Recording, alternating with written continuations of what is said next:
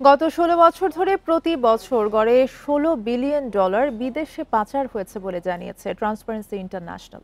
সকালে টিআইবিতে সংবাদ সম্মেলনে এসব কথা বলেন সংস্থাটির আন্তর্জাতিক পরিচালনা পর্ষদের চেয়ারপারসন ফ্রাঁসোয়া ভ্যালেরিয়া। কয়েকজন উপদেষ্টা এবং তাদের সহকারীদের বিরুদ্ধে ওঠা দুর্নীতির অভিযোগ তদন্তাধীন বিষয়ে তাই এই মন্তব্য করেন তিনি।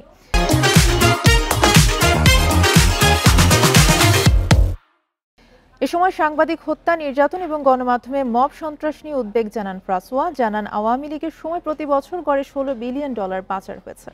গণঅভ্যুত্থান পরবর্তী সময়ে টেকসই সংস্কারের তাগিদ দেন তিনি। এদিকে ৫ আগস্ট পরবর্তী সময়ে ব্যাংকিং খাতে কিছু সংস্কার হওয়ায় অর্থ পাচারের প্রতিরোধক ব্যবস্থা তৈরি হয়েছে। এতে অর্থ পাচার বন্ধ না হলেও কিছুটা নিয়ন্ত্রিত হয়েছে বলে জানিয়েছেন টিআইবি পরিচালক ডক্টর ইফতেখারুজ্জামান।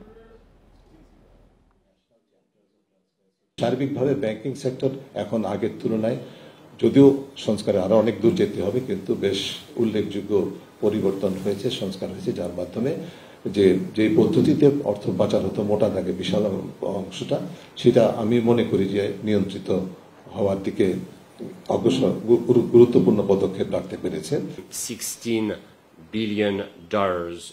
বাংলাদেশ থেকে প্রতি বছর $১৬ বিলিয়ন পাচার হচ্ছে। বিশেষ করে বিগত সরকারের আমলে সবচেয়ে বেশি অর্থ পাচার হয়েছে। যুক্তরাজ্য সহ বিভিন্ন দেশের সরকারের সাথে আলোচনা করে অর্থ ফেরাতে সহযোগিতা করবে ট্রান্সপারেন্সি ইন্টারন্যাশনাল বাংলাদেশ। কিন্তু অর্থ ফেরত আনতে গ্লোবালি চাপ অব্যাহত রাখবে টিআইবি।